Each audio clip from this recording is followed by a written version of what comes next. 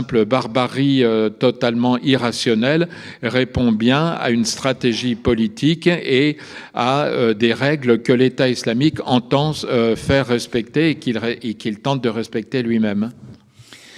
Qu'est-ce que vous pensez quand vous écoutez ça, Omar Benalla, juste avant qu'on passe à votre livre?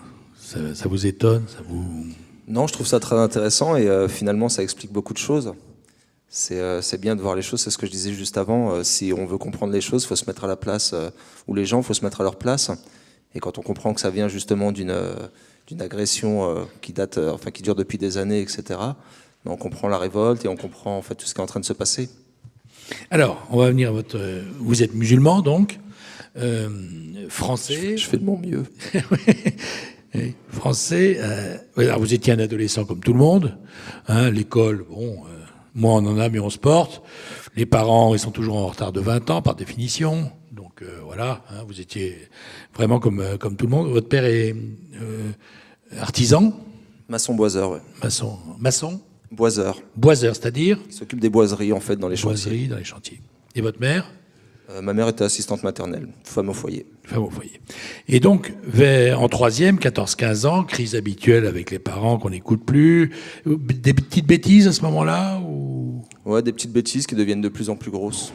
Genre genre au début, des petites bagarres, etc. Et puis des petits vols, et puis des petites ventes de barrettes, quoi, de shit. Voilà. Mais quand même des problèmes, des ennuis. Le problème, c'est la progression. Ouais. J'ai envie de dire, je me suis arrêté au bon moment. Ça a duré combien de temps, cette période 4-5 ans. 4-5 ans. Alors, comment, Omar Benalla, vous êtes arrivé à la mosquée un petit matin blafard? Ce qui s'est passé, parce que c'est pas le chemin, hein, c'est pas le chemin qui était le vôtre, pas du tout. Vos parents ne sont pas pratiquants. Non, pas plus que ça. En fait, ils ont un islam très tranquille à la maison. Voilà. Donc c'est pas eux qui vous ont. Non, c'est pas eux. En fait, ce qui s'est passé, c'est que moi, c'est ce que je dis au début du livre. En fait, quand j'arrive à la mosquée, je sais pas ce que je vais y trouver, mais je sais ce que je fuis. Et en l'occurrence, la violence de la rue. Et comme je suis déscolarisé assez jeune et je me retrouve dans la rue, comme ça arrive souvent à des gamins de cet âge-là et dans cette situation, je vois pas d'autre en fait alternative que cette rue et en fait une rue qui me va pas du tout. Petit à petit, on fait de plus en plus de violence justement et je me rends compte très rapidement que si je continue, je vais vraiment me faire très mal et faire mal aux gens autour de moi. Et un jour, on m'a invité à la mosquée. C'est pas un raisonnement fréquent, hein. C'est pas un raisonnement fréquent, parce que, vous voyez, je vais me laisser entraîner. D'habitude, s'il y avait une bande, j'imagine, vous étiez avec des amis. Il y avait une bande, et de cette bande, en fait, on était une dizaine, une douzaine. La moitié aujourd'hui sont morts de mort violente avant 35 ans. La moitié est morte. Ouais, la moitié, ouais. Et l'autre moitié, en fait. Sur 12 jeunes de la bande, 6 sont morts de mort violente. Ouais, enfin 4 ou 5, ouais. Le dernier, c'était il y a 3 ans, coup de fusil à pompe dans le quartier. C'était à quel endroit? À 36 ans. C'est dans le 20e, à Ménilmontant, 20e arrondissement de Paris. Et finalement, je me suis dit que ça allait être mon tour un jour ou l'autre. Et on m'a invité à la mosquée et j'y suis allé en fait avant tout pour sortir en fait de la rue. Et en allant à la mosquée, on m'a extrêmement bien accueilli, on m'a souri, on m'a parlé, on m'a regardé, on m'a écouté. Et je me suis rendu compte en fait qu'il y avait un espace pour moi dans la rue qui n'était pas forcément chez moi, mais dans un autre endroit. Et en l'occurrence la mosquée. Et j'ai tout de suite aimé justement cette ambiance et l'attention qu'on m'y apportait. Mais alors vous dites, on m'a écouté, mais vous leur disiez quoi alors? Au début, en fait, ce qui se passe, c'est que moi, j'ai rencontré un groupe de prêcheurs, en fait, de musulmans prosélytes, d'un mouvement qui s'appelle le mouvement Tablir.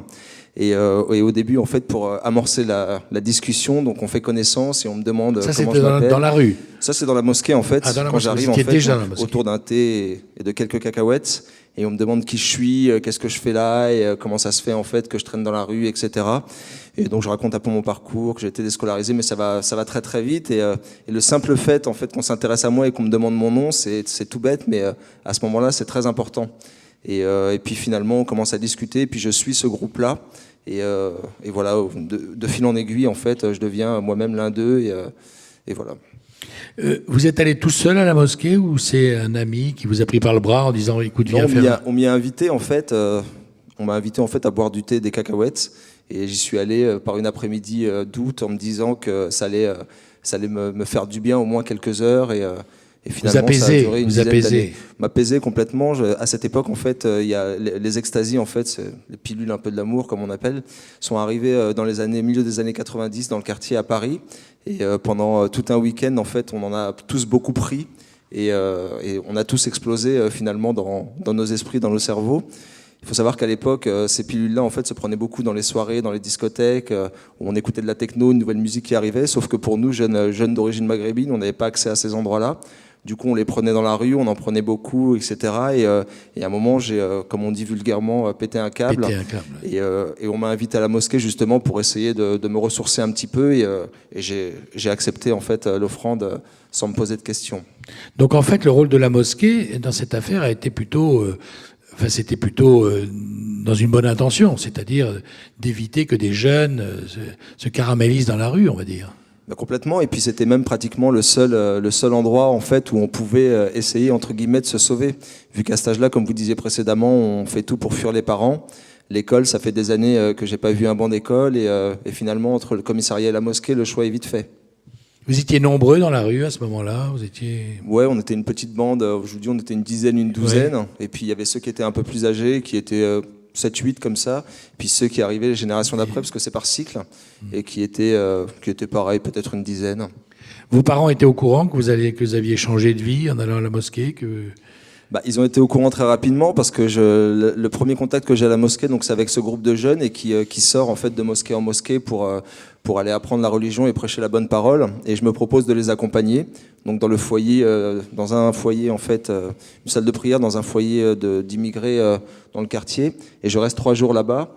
Et forcément en fait, déjà en restant 3 jours à la mosquée, mes parents se rendent compte qu'il y a quelque chose qui est en train de se passer, mais peut-être qu'ils se disent à ce moment-là qu'après ces 3 jours c'est terminé, sauf que le lendemain matin je retourne à la mosquée et très rapidement je me laisse pousser la barbe, je change de vêtements et je commence à devenir un prêcheur, et celui en fait qui finalement remplit la mosquée de mon quartier qui auparavant était relativement vide.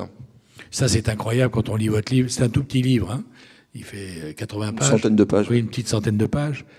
Et alors on se dit mais comment c'est possible, il est entre votre arrivée à la mosquée pour la première fois et le moment où vous devenez prêcheur, combien de mois?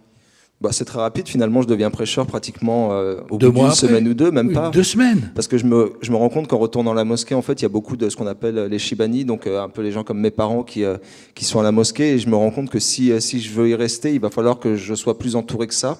Et je vais justement prêcher mon petit groupe dans la rue. Et ça fonctionne assez bien, puisque très rapidement, il y a un petit groupe qui se forme autour de moi à la mosquée, et on commence en fait à la fréquenter assidûment très très rapidement, 2 semaines, 3 semaines, 1 mois, pas beaucoup plus. Donc en 1 mois, vous êtes passé de visiteur pour la première fois à la mosquée en prêcheur à la mosquée.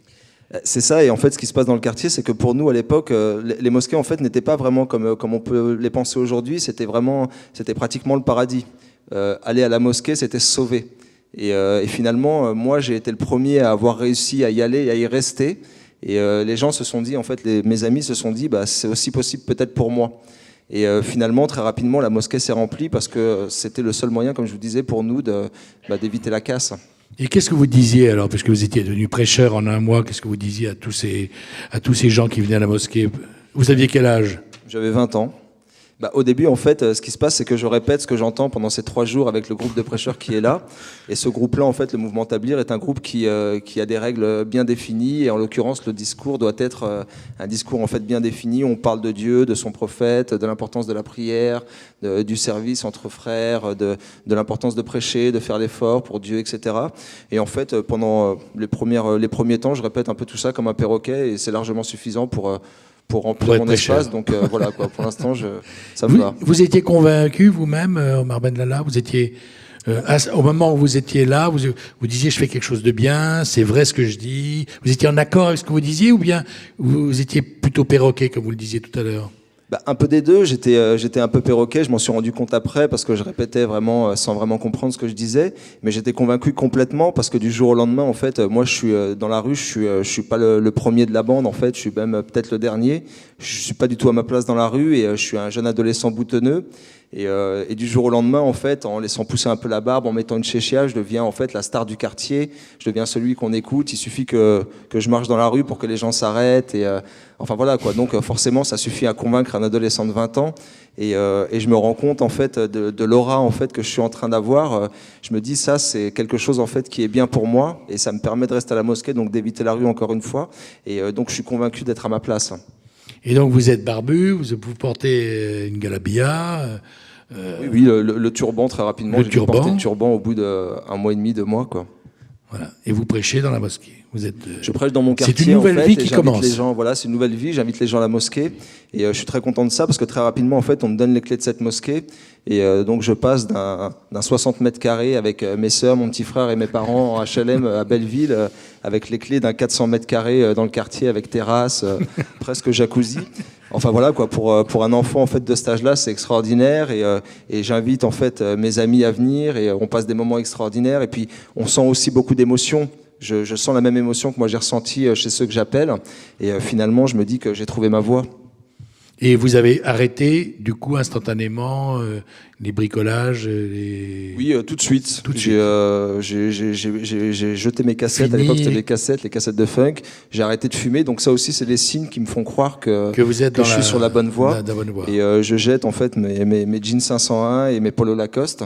Et voilà, je me fais une tenue adéquate et je porte que cette tenue. Je dors à la mosquée pratiquement toutes les nuits. Et voilà, donc tout de suite, en fait, je passe d'un extrême à l'autre. Alors, Pierre-Jean Luizard, est-ce que vous qui suivez, vous êtes spécialiste des affaires religieuses au Proche-Orient, vous avez vu monter, parce que ça existe, le Tabligh existe en Grande-Bretagne, plus puissant encore qu'en France, dans le nord de l'Europe. Est-ce que vous avez senti, vous, qu'il y avait en Europe quelque chose qui montait,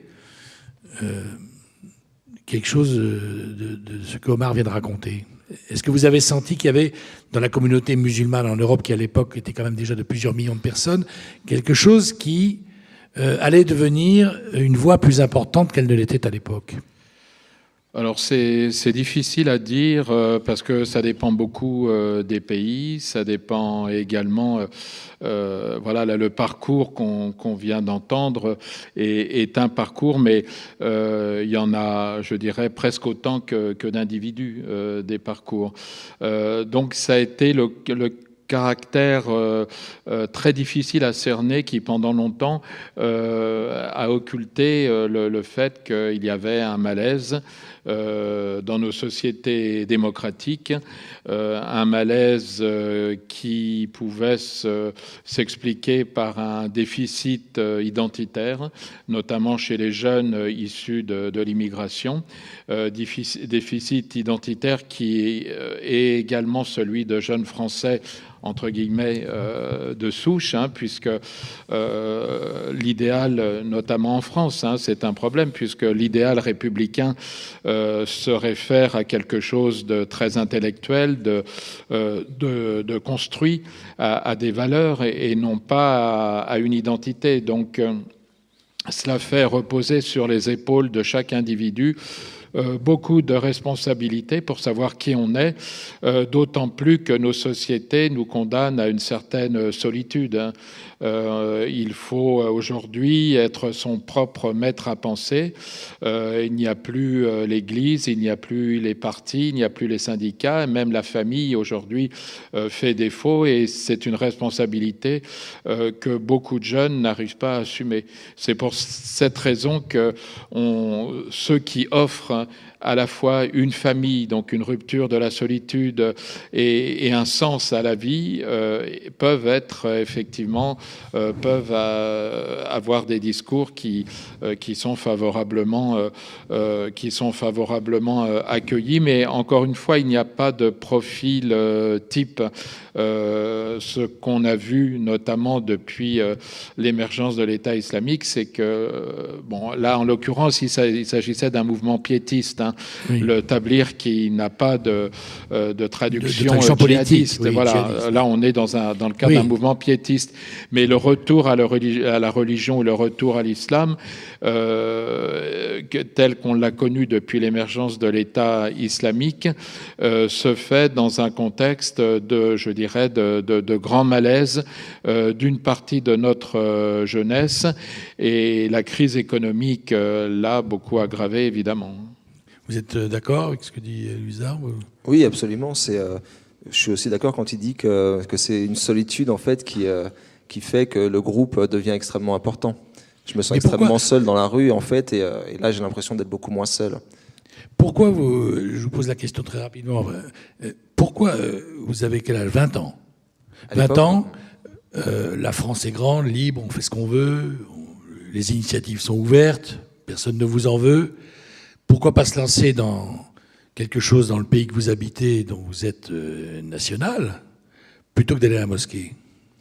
Pourquoi pas essayer de trouver son chemin dans la République française? Parce qu'à ce moment-là, le pays en fait que j'habite se résume à un quartier. Je me souviens qu'à l'époque, en fait, il n'y avait pas donc Internet, toutes ces fenêtres en fait sur le monde. Et finalement, on connaissait seulement le quartier. Je crois que sur les Champs-Élysées, on y allait extrêmement rarement. Enfin, même dans Paris, quoi, on n'avait pas l'impression. Les portes étaient souvent fermées pour nous, que ce soit en discothèque ou ces choses-là. Et finalement, entre la maison et le quartier, c'était un peu ça notre pays. Donc c'est pas seulement la solitude, c'est l'enfermement aussi.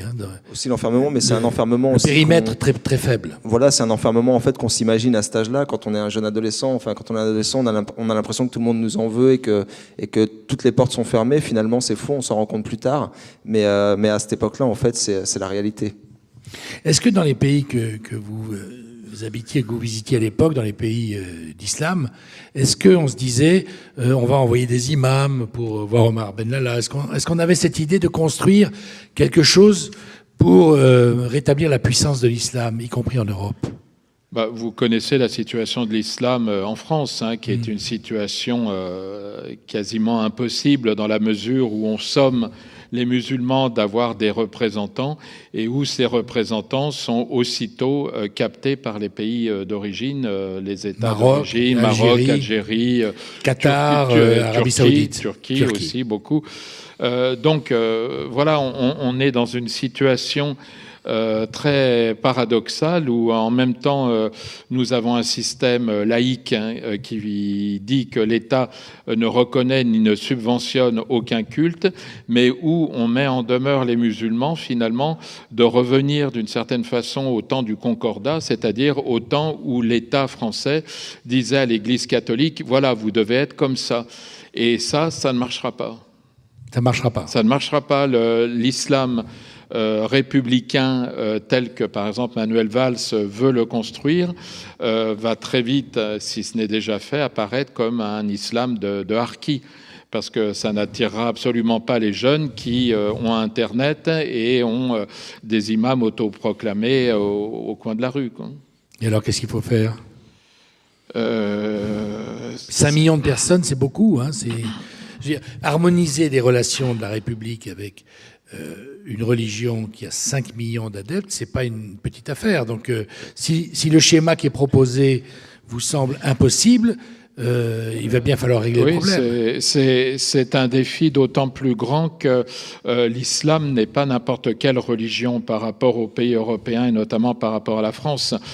C'est la religion des colonisés. Il faut rappeler quand même, notamment en Algérie française, que la France a donné la citoyenneté aux Juifs, la citoyenneté française aux Juifs et aux chrétiens et l'a refusée aux musulmans.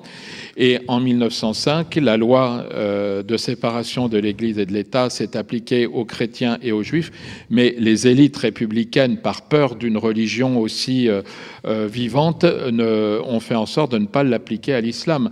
Et c'est un peu aux yeux des musulmans ce qu'essaie de rééditer aujourd'hui le gouvernement français en disant ce qu'est le bon islam et ce qu'est le mauvais islam, alors que le gouvernement français n'est pas une autorité religieuse en la matière. Donc je repose la question. Si le schéma qui est proposé en ce moment par le gouvernement, c'est-à-dire par les tenants du pouvoir en France, vous semble absolument impossible à réaliser, comment imaginer le fait quand même que la République puisse discuter avec une communauté très importante de 5 millions de personnes?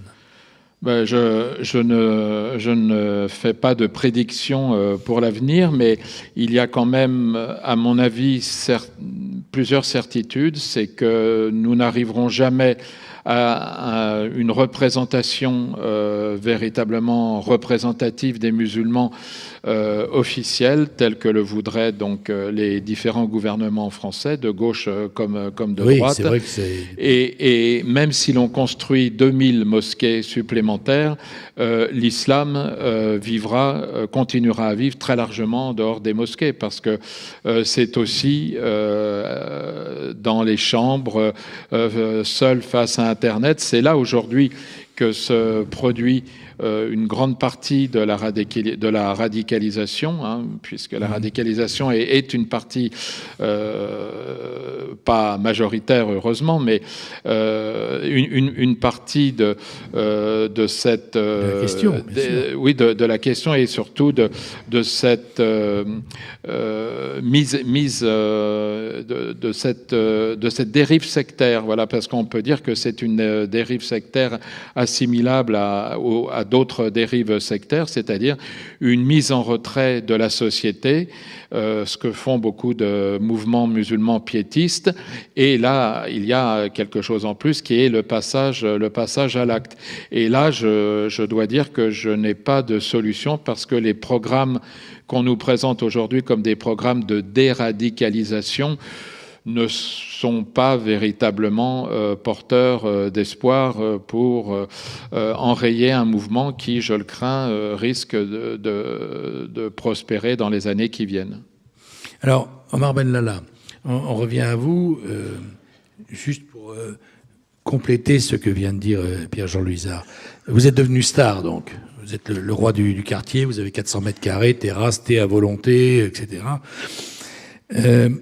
Mais vous voyagez d'abord. Oui, dès la première année. Vous élargissez complètement le périmètre, vous allez au Pakistan, vous allez en Inde, Bangladesh. Voilà. Donc vous êtes pas simplement une star, vous êtes une rock star. Vous êtes star mondiale. Star mondiale. Non, mais c'est dire vous allez partout, vous êtes reçu, tapis rouge et tout. Oui, absolument. Je suis reçu dans des endroits. Pierre-Jean Luizard doit comprendre en fait ce que je vais dire juste après. C'est dans les endroits comme le Pakistan, l'Inde ou le Bangladesh, où en fait, c'est ce que je dis dans le livre, les Arabes sont vus comme des enfants de prophètes en fait. On nous dit vous êtes les descendants des compagnons. Et j'arrive dans des endroits où des gens en fait se battent pour que je postillonne dans une bouteille d'eau pour la bénédiction. Et voilà quoi, il y a plein de petites anecdotes comme ça au quotidien qui font que